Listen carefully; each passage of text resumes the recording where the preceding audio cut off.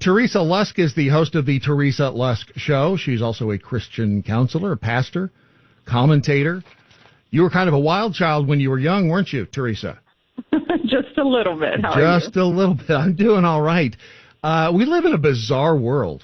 We truly do. And our politicians are getting more and more bizarre and old. I mean, we've got Mitch McConnell freezing up in a couple of places, which apparently wasn't a stroke or any kind of a seizure. So he was apparently communicating with the mothership. We've got Dianne Feinstein, who does not know if it's Tuesday or chocolate. We have John Fetterman, who I could use the same descriptors. And what is going on with our politicians that they can't seem to keep their brain cells firing? And is this you think this is just simply a function of age? Do we need to start laying down the law for our employees? Well, there are certainly a lot of people that think that age should be a limit when it comes to our politicians. And obviously age does affect your acuity some, but, sometimes it's not so much about age, but just how are your cognitive abilities? Are they still sharp? Or are you dealing with being able to just focus and recall information? So it's real. We are seeing it being played right before our eyes. And I think that sometimes people want to deny it because we have such as our own president, Joe Biden, right, who obviously has some things going on, and we don't want to face the reality. It is bizarre that and we probably all do this if we have a candidate that we support. We don't want to admit, made a mistake. But in this case, with Joe Biden, I mean, good grief, there are, half a dozen examples every week, whether it's, him freezing up, him mumbling something, him getting agitated, whether he's forgetful, has to have a note card to remind him who people are that he's talking to.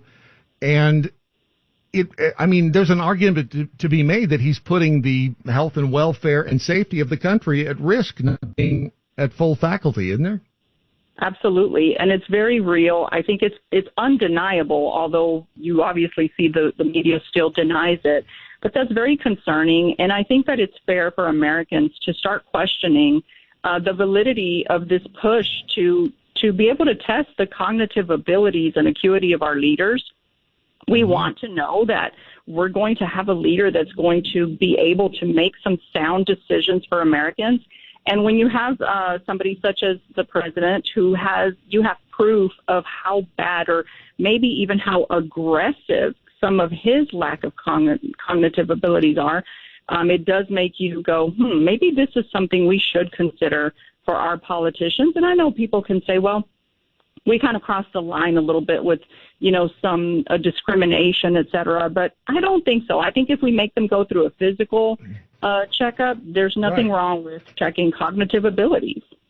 Yeah, I mean, when Trump had his physical when he was in office and, he came out in his weight, I don't care what the booking record in Georgia said, he does not weigh 215.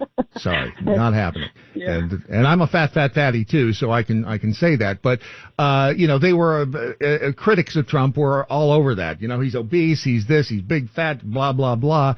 But he was he took an acuity test, a mental acuity test. I can't remember the name of it. Was it anyway? It doesn't matter what the name of it was, but he passed it with flying colors. And they, Joe Biden's handlers didn't allow him to take it, I guess. He hasn't taken one, has he? Well, no, not that I know of, and they're not going to, because the proof is in the pudding. All you have to do is watch what happens with his interviews and his public appearances, and it's very clear, it's undeniable. Unless you are just willing to lie to the public, which a lot of people are, even when you watch something, the truth is right before our eyes. And we see it not just with Joe Biden, but the other individuals that you mentioned. It's certainly something, and just by the way, I would say that of a Republican leader. I don't care who they are. If you're going to be making decisions for me and my future and my nation or my state, you do need to go through some kind of assessment. Absolutely. And I think Mitch McConnell is a prime example of that. I don't know what's going on inside his hard drive in his brain, but something's not right. And that's it's tough to watch. And so I'm all about it being both sides of the aisle. This isn't a blue or a red or a D or an R thing. It's we need the people who are in charge in government or who are handling our affairs to actually, A, be able to spell affair, and B, be cognizant and communicate. That I don't think that's asking too much. It's not, and I think that the American public is starting to pay attention to it. I even think whether the other side will agree to it or not and publicly admit that somebody like Joe Biden needs to go through something like this, I think the fact that it's happened, it will awaken everybody across the board, the left, the right, the center, whoever, should say these things are important, and they are. I mean, even ourselves, when we make decisions for our own lives, you know, I've thought about going back to school, and I'm like, whoa, can you handle the level of studying and, you know, that it requires? Seriously, I mean, you know, you get to a certain age when you have to take those things in consideration, how much more being an elected official. Yeah, absolutely. Absolutely. And there was a YouGov poll. What does it say? The most likely, let's say, maximum age limit for elected officials should be 70. You agree with that? No, I'm sorry. I had a hard time with that because I've seen some. I mean, President Trump is a perfect example of it. If you sit down, by the way, I've been watching some of his older debates, and I'm just like, this man is very sharp. Mm-hmm. So when you think about age and, you know, people being 70, I think you can still be very sharp. I've met many people who are over 70, still very sharp. So it's not always about the age. It's about how well are you able to process? Do you have the ability to pay attention? How about just recalling? I mean, those are basic things, logic and reasoning, and the auditory, visual processing. Those are very important. Can you do those well? Some people can do them well at 75. They can do it better than somebody who's 45 at times. Brad, I know you've seen that. So it's really using some common sense here. Is it really about age, or is it a combination of age and your cognitive ability? Right. I mean, they test firefighters, men and women. They've got to, you know, they have to pass a series of tests to show that they can carry the hose and run up the stairs and, you know, think on their feet, that sort of thing. I don't think there's anything wrong with, you know, having politicians have to do the same thing. You know, but of course there will always be those who scream, well, that's, you know, you're not, that's what they call ableism.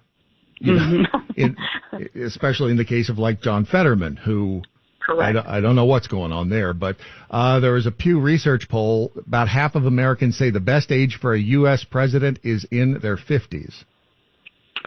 Well, exactly. I don't know about that. Yeah. I'm with you. You know, unlike the AI chatbot there, I think that the age is just a number when you're dealing in something like this, because it really is more about your cognitive and, in, you know, some jobs, obviously your physical abilities. But we've got to do something, because otherwise these people who work for us in D.C., it's embarrassing. That's absolutely. Yeah, and you can be sure of this, Brad. You know that if it was a Republican president right now going through this, you know that it would have been pushed for. You know, it would have been made law by now, for sure. Big time. Yeah. Where can people find you? Where is your show? I know you have your website, Teresa LuskShow.com. Where is that where people can find your show as well? Yeah, that's one of the places, and then all social media platforms at the Teresa Lusk Show. Oh, cool. And I see you know my buddy Rich Valdez. So tell him I said hey next time you see him. I will. All right, let's keep working on those problems here in America. Appreciate it, Teresa. Let's do it. Take care. Have a great day.